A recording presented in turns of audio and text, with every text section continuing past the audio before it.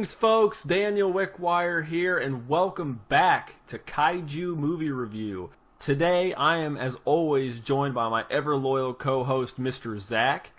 I exist. You cannot deny me this. And this time, Zach will not curse me, turning me into a satyr-like demon, just because I happen to kill almost all of his flying horses. Dude, that's not cool. It's not. But I left one. And if cloning was around, you could make more. Well, you'd be magical. Then you could just make all of them you want. Make it from clay. No. I refuse. I refuse. I reject your presence. Know my name and fear it. Sorry, I don't know where I was going with that. Onslaught! Yeah, what's with the onslaught stuff, man? So what news do you have for us this week, Mr. Zach? I am going to be bringing a bit of unfortunate news, and that is about the Denji Sentai Mega Ranger DVD set for North America. It has received a slight delay, being delayed from August 29th to October 31st. So it is now going to be coming out on Halloween instead of at the end of August. Bit of a bummer, but it works for me because I usually just buy the sets at the end of the year anyway. So nothing wrong with that, because when you started that, I was kind of like, oh crap, they canceled it. Like, sales are down, guys. No Super Sentai for you. No, it's been selling well enough. They're keeping it going. Hey, I'm happy for you guys. I really am. Not obviously something that really interests me, but I'm happy for you because more could come out of it. Yeah, exactly. Like I said before, I mean, we support this stuff. We could get more Ultraman. We could get Kamen Rider for the KR fans out there. I mean, this opens all kinds of doors. Rider kick. Exactly. Well, my news is something that actually started circulating yesterday, and I did not post it on the Facebook or Twitter account just because it felt like it might be a little bit spoilery, so I'm going to give you a warning now so you can kind of skip ahead to a certain designation. I'm not sure. Just jump ahead a little bit. You'll be all right. But they actually just announced a synopsis, or a short synopsis briefing of the upcoming Godzilla film that was officially leaked. Everybody's like, oh, it's finally coming, it's actually happening, but people in the know have known it's actually going to happen for a long time. But, yeah, whatever, mainstream media. But here is the official synopsis for Godzilla 2, The King of the Monsters, or King of the Monsters, or whatever title is going by these days. The new story follows the heroic efforts of the cryptozoological agency Monarch as its members face off against a battery of god-sized monsters, including the mighty Godzilla, who collides with Mothra, Rodan, and his ultimate nemesis, the three-headed King Ghidorah. When these ancient superspecies, thought to be mere myths, rise again, they all vie for supremacy, leaving humanity's very existence hanging in the balance. As vague as you could possibly get, but there you go. I'll include the link below for this. It actually gives all the official announcements for all the casting and everything as well. Of course, the movie's going to be out in 2019. Actually, I believe it just started filming today. Godzilla 2 did. I believe they were doing some open casting calls in the Atlanta area. So it's kind of not far from here. Dude, all that matters is King Ghidorah. I'm curious how King Ghidorah is going to be portrayed, but I'm not going to get into a speculative conversation about that movie because we could go on forever and ever, but just let it be known that is the official word on the film, so look forward to that sometime in 2019. Today, we are going to be talking about a movie, a very interesting movie, stop-motion animation. Yes, we do. Talk this is a very movies. interesting one, though. This is a unique film for its time. This is actually really the death of an era as far as this kind of film, in my opinion. But we're going to be talking about the 1981 cult classic Clash of the Titans, which was, as the name dictates, released in the U.S. on June 12, 1981, with a runtime of 118 minutes. That's just shy of 2 hours for those of you that don't want to count. I find myself in that situation quite a lot. Not mocking, just sympathizing. Director is Desmond Davis, producer Verna Hanna, writer Beverly Cross, which is a man, not a woman. I was kind of thrown off by that, but hey, names are names. Starring Robert Hamlin as Perseus, which didn't really do anything outside of, I think he was in Cheer, not Cheer, wow. He was in Glee, that's it, that's the one. He was in Glee, I think SVU and a few newer series, but no, movies-wise, nothing stand out to me.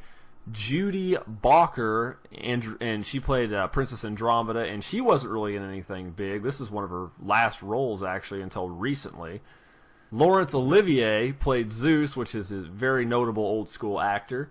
Maggie Smith plays Thetis, which is the goddess of the ocean, which you may recognize more notably as Professor McGonagall from Harry Potter, any of the Harry Potter movies, but she's been in a ton of stuff. So, and of course Burgess Meredith as Ammon, and he is Rocky. You know, he's the trainer from Rocky. So there you go. He's done a lot of other stuff. He's been in a lot of films. No, I'm not saying like, stereotypically he was in Rocky. He was in a bunch of films I've seen. I just can't think of him off the top of my head. So very, very prominent, popular, good actor. Actually, really good actors all the way around. A lot of good actors, except for the leads. Probably Perseus and Andromeda were probably had the least pedigree out of the acting staff, wouldn't you say? Okay. Mm-hmm. Well, the movie opens with King Acrisius. Is that it? Your guess is as good as mine. The movie opens with King Acrisius of Argos, and if we kill these names, we watched it. I don't remember how to pronounce these, and I can't pronounce Greek, let alone English, very well, so please bear with us and let us know in the comments below. Casting his daughter and her infant son Perseus out to sea for bearing a child before marriage, and a lot of other reasons, but that's the easiest way to explain it, because he has problems. Leaving her fate up to the gods as to not take responsibility for killing her himself.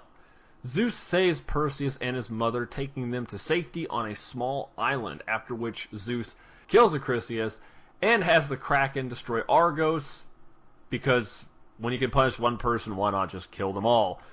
We are told after that point, or after that at some point, that Perseus is actually the son of Zeus, because he transformed into a shower of gold or a cloud of gold or something, and seduced the woman. And shower of gold is an actual gold, not urine, for those of you with a little bit of a twist to your mindset. Years later, Calibus, son of Thetis, the goddess of the sea, is in line to marry Andromeda, which is the princess of a more rich city, Joppa.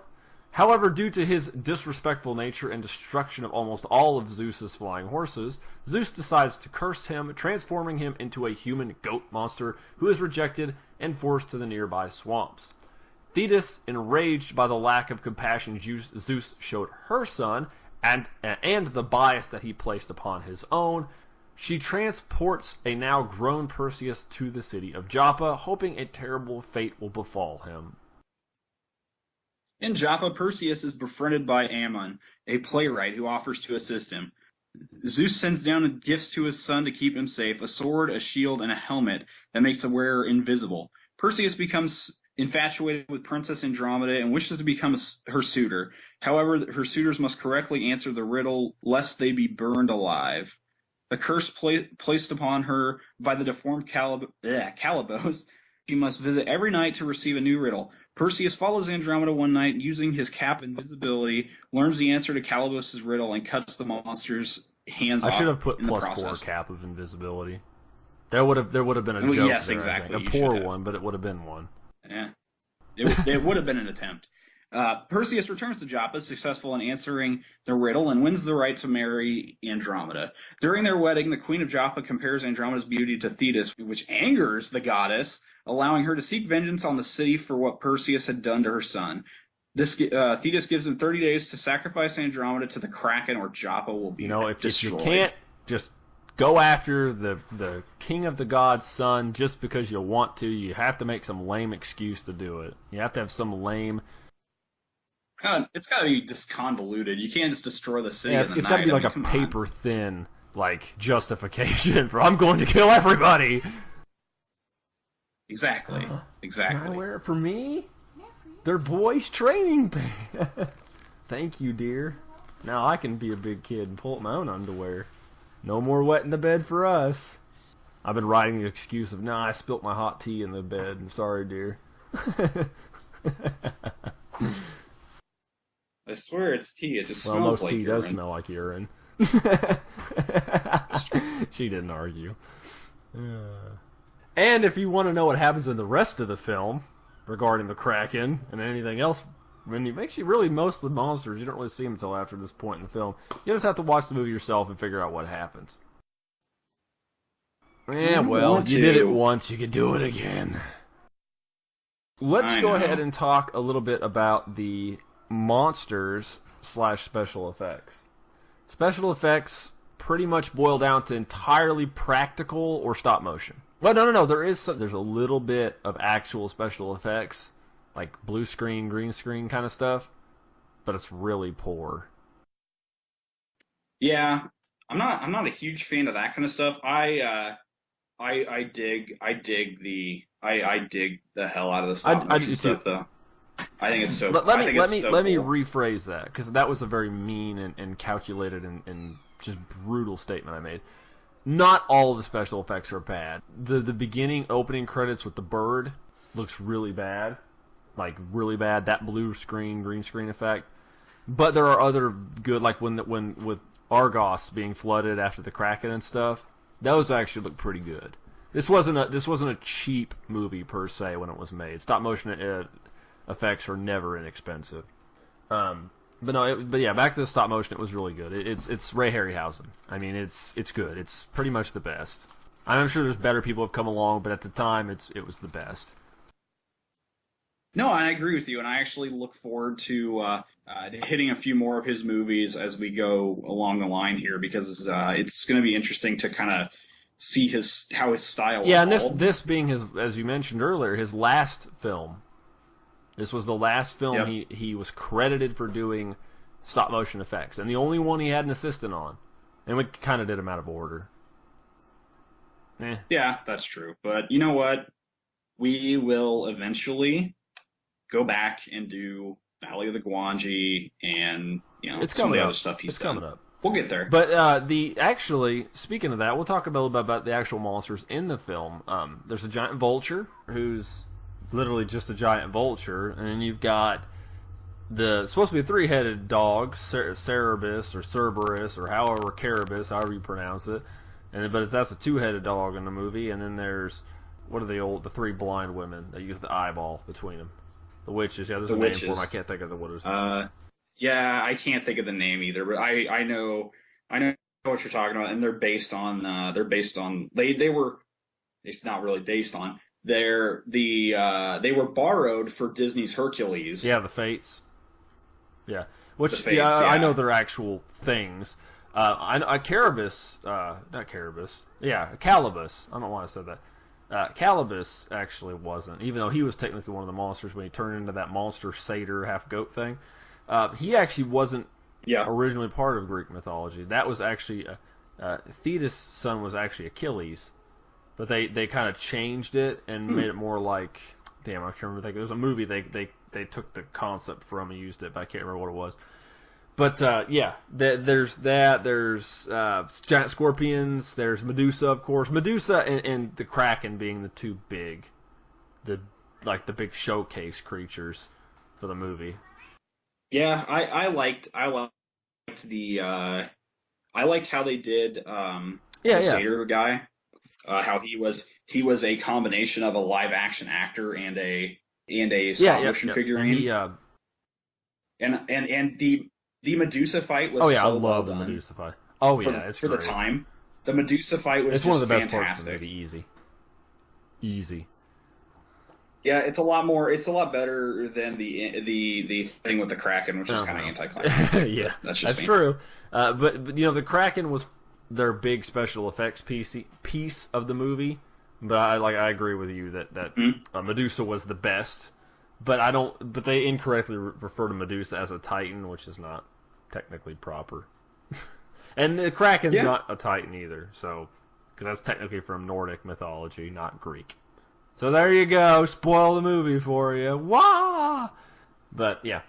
Special effects, they're good, except for a few green screen effects. And there's monsters. Not a lot, but there's some in there. They're interesting. It's enough to hold your attention. Oh, and what's the owl? Bubo. Bubo's in there. Mechanical owl. They have the little cash-in for R2-D2. So, exactly. Anyway, what about pricing and availability? What'd you come up with on this movie? I came up with the fact that this movie is A, not expensive, and is B, if there's a format that exists, this movie is I on it. believe it. With the noted exception of HD DVD, which wasn't around long enough. But DVD and Blu-ray you can pick up on eBay for about $5 to $10. Nothing major. VHS you can get for about $5 or less. You can get it on Laserdisc. Laserdisc is going to run you in the 5 to 10 range. And if you are so inclined, because you are either crazy or you love old formats, you can pick up Clash of the Titans on dang, you got Betamax. my hopes up. I thought you were going to say UMD. I was like, yeah. No, I don't think it was on UMD. No, Betamax. Betamax. It's on Betamax. You can get it for about Superior $10 video on Betamax. quality. There you go, Exactly. man. Betamax, the tape of the future. Except when there are no tapes in the future. Exactly, right? So everything's like Exactly, it's all streaming digital. now. Nobody cares. Yeah, I wasn't far off. I didn't find quite that selection. My stuff was mainly all mainstream on Amazon. 2 separate versions of the film. Pretty much the DVD is right at $8, $7.97 to be specific, pacifistic. And there's a multi-format, which is a Blu-ray DVD or Blu-ray DVD combo. It's $12.05. And then actually the best version of it to buy is there is a Blu-ray triple feature combo pack, which is the one I purchased, is the new Clash of the Titans, the sequel to that Wrath of the Titans, and the original Clash of the Titans, and that's a whopping $9.57 on Blu-ray, and you get all 3 movies. So that's the one to buy. Not bad. I guess I should mention too, there is an out of print digibook version of the Clash of the Titans Blu-ray as well, which is the comes in like the book packaging and has like information on the like making of the I've got stuff. That was the one I seen on here. And that one's this one I see on here. They have a book packaging. It says $12.05. So yeah, it's gonna run around 20 on eBay, but I mean that's not too bad. I think the digibooks are kind of neat just because they give you kind of some extra information about the movie and stuff. I mean most of it's covered in special features. So I guess it depends on if you're a fan of the packaging style or not. But honestly, I think if you like that packaging style, go with that. If not, just get the triple feature because while they're not great movies per se, you at least get 3 of them. So for like $10, you get 3 Blu-ray films. What's not to like? Oh, and also the transfer's not very good. No. Well, that's worth that. It's not terrible. It's not like a direct drop on, but it's not much better than like it's probably just a little bit better than like a nice DVD transfer. I mean, you can still see some grain and stuff, but it is what it is. It's just not the kind of film that gets like the top to bottom overhaul that you would get in some really much more well-known films. So what about this film, Zach? Do you recommend it, and why? Yeah, I do. I think it's a fun little romp. Like you said, it's just shy of 2 hours. I mean, it's still fairly short by modern standards. Yeah, I think it's a fun movie. It had some cool action scenes, some great stop motion stuff. If you're into that kind of thing, I would say. I mean, if you've never seen it before, I would definitely say check it out. The movie's cheap enough. I mean, it's not like it's hard to come by. It just got repressed when Kong Skull Island came out a few months ago, so there's copies of it all over the place. It's true, and mine's gonna be no different than Zach's on this one. It's it's a fun little romp. It felt a bit long for me. I mean, because when I watch these older movies, I'm expecting like hour and 15 to hour and a half, hour and 45 minutes at the most. There was some stuff that probably could have been shaved out of it. This was more of an epic style film of the time, like Lord of the Rings style, done back then, like when they did like Ben-Hur style film. And as you can say, as I mentioned earlier on, I felt it's the death of this kind of movie, like other Harryhausen works. 7 Voyages of Sinbad, Jason and the Argonauts. Zach mentioned earlier, Valley of Gwangi. Just that grandiose kind of special effects stop motion science fiction film, or historical fiction film, I guess. But it's whatever. I don't know what word I want to use for that, but that's what it is. And you don't see it, done in this style. This was kind of the death of that. And after this, you really didn't see much stop motion. This is starting to get towards the era of away from stop motion into more animatronics, which eventually went to digital effects and, of course, complete CGI. So it's like I said, it's really a last of its breed kind of film. It holds up pretty well, but there is a little caveat I'd like to throw in for those of you that made it this far into the review.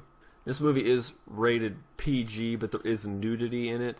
It's not sexualized nudity, I don't feel, but it's there. It's like 2 quick scenes, but for those younger folks out there, people who may be concerned with that, this is before they were really stringent on the rating system. It wasn't as fleshed out, so PG was very broad. Yeah, this was before PG-13, when it was just G, PG, and R. Yeah, that's a thing. And even then, like I said, it was lax.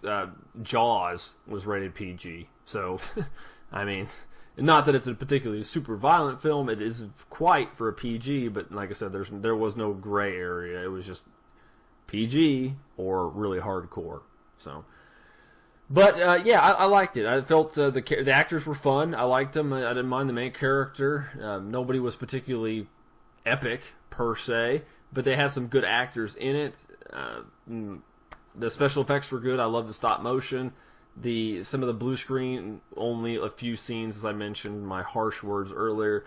Only a few of the blue screen, green screen effects weren't the best, but for the most part it was good. The costumes were pretty good. The Calabus, you could see they could have spent a little more time on that when they did the actual human actor, not the stop motion. But it was solid. It was good. It was a really good film. It's just a little long. I don't. Maybe I'm being a little more harsh on it. I don't know. I didn't watch a lot of these style films growing up, but I do love Harryhausen's work and Willis O'Brien for that matter. But I don't know. It's good. It's good, but it just felt a little long-winded. It could have been cut down. But I'd recommend it. Why not? Go watch it. It's cheap. Like Zach said, you can get all 3 of them for less than $10. Buy it up. Why don't you go ahead and lead us out the door for today, Zach? I think we've said all we need to say about Clash of the Titans. So, as always, you can find me out there in Twitter land at CultureZacked, and you can find my writing over at Culture Shocked, where I write about video games. You can find me over here on Kaiju Movie Review every week, releasing new content, bi-weekly Kaiju Movie Review with Mr. Zach and occasionally Angela, and in between those weeks with Monster Bite, our short form trivia / factual monster movie video series. I will put all the important links in the description below to my Twitter, Mr. Zach's, Angela's, the KMR Twitter account, KMR Facebook page. If you did enjoy this video, please consider giving us a like or a subscription if you want to see more content from us. We're doing something new every week. And with that being said, Zach, why don't you go ahead and let them know what they can expect in 2 weeks on Kaiju Movie Review. Absolutely. As Dan mentioned, on 2 weeks out here on Kaiju Movie Review, we will be looking at Ishiro Honda's 1957 classic, The Mysterians. Nice.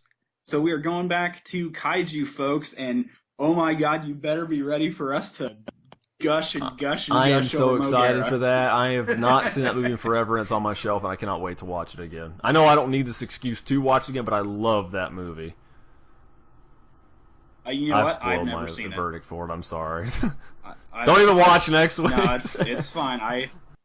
I've never seen The Mysterians, and I'm actually really excited to see it. Like I said, everybody should love Mogera. So, but yes, join us 2 weeks out when we can talk about Mogera and The Mysterians. And as always, for Dan, I am Zach, and we appreciate you listening to Kaiju Movie Review once again, and we hope to talk to you again soon.